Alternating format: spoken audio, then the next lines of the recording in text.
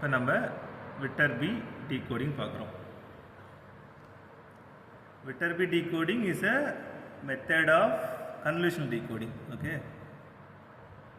நம்ம இப்போ இதுக்கு முன்னாடி பண்ணது வந்து என்கோடிங், இப்போ நம்ம பண்ண போகிறது டீகோடிங்கில். இப்போ நம்ம ஒரு கொஸ்டின் எப்படி கேட்பாங்கன்னா, decode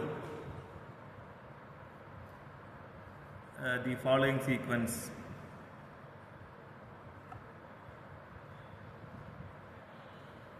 using Viterbi decoding algorithm கேட்பாங்க. ஓகே, இதில் நம்ம ஆல்ரெடி ஒரு மெத்தட் யூஸ் பண்ணியிருக்கோம். என்னது? 110111. இதையே நம்ம டீகோட் பண்ணி பார்க்கலாம்.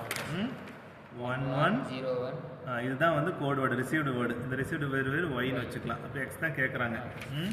110111 ஃபைனலாக வந்திருக்கு பார்த்தீங்களா? இந்த ஃபைனல் 11 அப்படிங்கிறத நாம் ஒரு எரர் பண்ணிடலாம். 10ன்னு வச்சுக்கலாமா? ஒரு பிட்டு எரர் பண்ணிட்டோம். இந்த ஒரு பிட்டு எரர் இருந்தாலும் அது கரெக்டாக ஆன்சர் கண்டுபிடிக்கும். என்ன ஆன்சர் கண்டுபிடிக்கணும்? 1001 கண்டுபிடிக்கணும். அது இதை பண்ணுதான்னு பார்க்கலாம். ஃபஸ்ட்டு எத்தனை ஸ்டேஜ் இருக்குன்னு பார்த்துக்கணும். இது வந்து எத்தனை கொஸ்டின்லேயே கொடுத்துருவாங்க. இது 1/2 அப்படின்னு சொல்லிடுவோம். 1/2 ஆர் 1/3 என்கோடர்னால பண்ணப்பட்ட ஈக்குவேஷன் அப்படின்னு சொல்லிடுவாங்க. சரியா? 1/2னா ஒரு பிட்டு ரெண்டாம் மாதிரி இருக்குன்னு அர்த்தம்.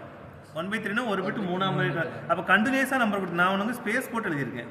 ஆனால் உங்களுக்கு கண்டினியூஸாக கொடுத்துருவாங்க. கண்டினியூஸாக கொடுத்தாங்கன்னா 1/2னா 2 கட் பண்ணிக்கணும். 1/3னா 3 பிட்டாக கட் பண்ணியிருக்கணும். சரியா? இப்போ இது வந்து நான் 2 கட் பண்ணேன்னா இவ்வளோ ஸ்டேஜ் போடணும். 2 கட் பண்ணிட்டா 4 வந்திருக்கா? அப்போ 4 ஸ்டேஜ் போடணும்.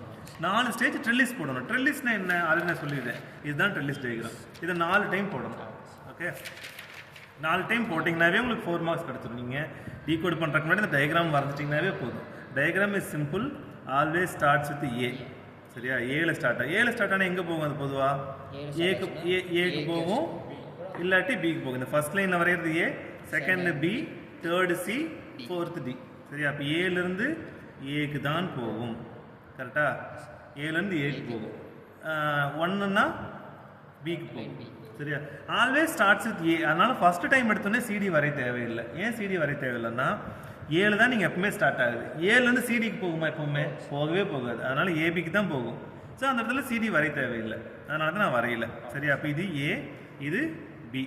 சரி, அடுத்து ஏலேருந்து எங்கே போகும்? பொதுவாக ஏக்கு தான் போகும். ஏலேருந்து பிக்கு தான் போகும். செகண்ட் லைனில் வரைஞ்சதுக்கு பேர் பி.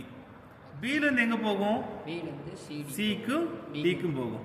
சரியா? பியில் இருந்துட்டு சிக்கும் டிக்கும் போகும். அப்போ செகண்ட் ஸ்டேஜ் இப்படி தான் இருக்குது. எப்பவுமே டயக்ராம் இப்படி தான் இருக்கும். சரியா? அடுத்து தேர்ட் ஸ்டேஜ். ஏன்னா 4 ஸ்டேஜ் ஏன் வரைகிறேன்? 4 ஸ்டேஜ் இருக்குது. கொஷின் கொடுத்தது 8 பிட்டு, அது 1/2. இந்த கொஷின் வந்து ஆக்சுவலி 1/2. சரியா? அதனால் இது 2 டிவைட் பண்ணால் 4 ஸ்டேஜ் தேவைப்படுது. ஏலேருந்து எங்கே போகும்? ஸ்பீடாக எழுதுகிறேன். ஏக்கு பிக்கு, பியிலேருந்து சிக்கு டிக்கும் போகும். சியிலேருந்து ஏக்கும் பிக்கும் போகும். சரியா? இந்த 3வது ஸ்டேஜில் வரைகிறது சி, 4வது ஸ்டேஜில் வரைகிறது டி. அப்போ எங்கே போகும்? ஏ பிக்கு போகும். அப்புறம் எங்கே போகும்? டி வந்து எங்கே போகும்? சிக்கும் டிக்கும் போகும். சரி, அப்போ இன்னொரு ஸ்டேஜ், இதே ஸ்டேஜ் ரிப்பீட் ஆகும். ஏபி, இது சி, அப்புறம் இது சியிலிருந்து ஏபி, ஏ பி, டியிலிருந்து சிடி. இது எங்கே போகும்? சிடி, சிக்கும் டிக்கும் போகும். அப்போ இந்த டயக்ராம் வந்து ரிப்பீட் ஆகும். எவ்வளோ ஸ்டேஜ் பண்ணாலும் இந்த டயக்ராம் ரிப்பீட் ஆகிட்டு இருக்கும். ஸ்டார்டிங் சிம்பிளாக இருக்கும், அப்புறம் ரிப்பீட்டடாக இந்த டயக்ராம் திரும்ப போடுற மாதிரி இருக்கும். இந்த டயக்ராம் நீங்கள் தெரிஞ்சு வச்சிட்டிங்கன்னா என்கோடிங்க்கு யூஸ் ஆகும், டீகோடிங்க்கு யூஸ் ஆகும். சரி, இந்த டயக்ராம் நீங்கள் போட்டீங்க. இது மேபி உங்களுக்கு எக்ஸாமில் இன்னொரு ஸ்டேஜ் எக்ஸ்ட்ரா வரும். அதுக்கு மேலே ஸ்டேஜஸ் அதிகமாக வராது. 3-4 ஸ்டேஜ் 5 ஸ்டேஜ் வரும். அவ்வளோதான் இருக்கும். சரி, இப்போ ஏலேருந்து ஏபி போகிறப்ப என்ன வேல்யூ வந்துச்சுன்னு உங்களுக்கு தெரிஞ்சிருக்கணும் அப்படின்னா, இதுக்கு நீங்கள் ஏன் 16 மார்க் தான் கொடுத்தாகணும். 16 மார்க் ஏன் கொடுத்தாகணும் அப்படின்னா 13 மார்க்ஸ் இல்லையா? ஏன் கொடுத்தாகணும்னா, நீங்கள் இந்த டயக்ராம் போட்டு தான் இந்த வேல்யூலாம் தெரியும். இந்த டேபிள் போட்டால் தான் உங்களுக்கு இந்த டேபிள் வேல்யூ தெரியும், அவுட்புட் வேல்யூ தெரியும். இந்த அவுட்புட் வேல்யூ தெரிஞ்சால் தான் நீங்கள் இங்கே எழுத முடியும். கரெக்டாக இந்த வேல்யூ தெரிஞ்சால் தான் நம்ம ரிவர்ஸ் பண்ண முடியும். இப்போ ஃபார் எக்ஸாம்பிள் ஏலேருந்து ஏக்கு போகிறப்ப என்ன வரும்? 0 0. பிக்கு போகிறப்ப 1 1. இதோட ஸ்டேஜ் பிலேருந்து 0 1 0 1 1 0 1 0. எங்கேருந்து போகிறப்ப பிலேருந்து சி பியிலேருந்து போகிறப்ப பியிலேருந்து சிடி இது ஏலேருந்து ஏ போகிறப்ப 0 0 1 1 1 1. பியிலேருந்து போகிறப்ப 0 1 இப்போ எல்லாமே 0 0 1 தான் அப்படிங்க எழுதிக்கலாங்க. 0 0 1 1 0 0 1 1 1 1 வந்துடும். ஓகே.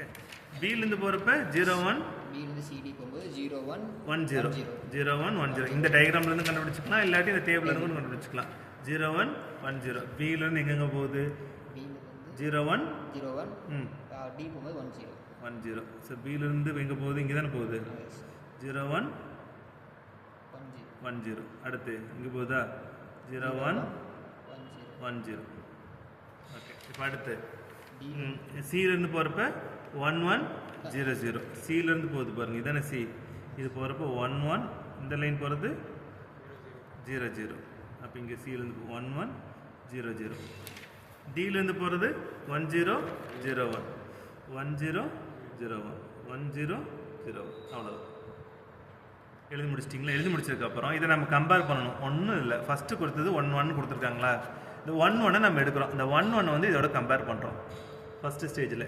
இந்த 1 1க்கு 0 0க்கு எவ்வளோ டிஃப்ரென்ஸு? ரெண்டுமே டிஃப்ரெண்ட். இந்த 1 0 இருக்குது, இந்த 1 0 இருக்குது.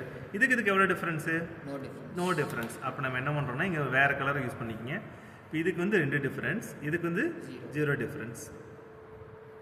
அப்போ எது எரர் பார்த்து? இது எரர் பார்த்து, இது எரர் இல்லாத பார்த்துன்னு அர்த்தம். அப்போ இதை மட்டும் கன்டினியூ பண்ணிக்கணும். சரி, இதுக்கு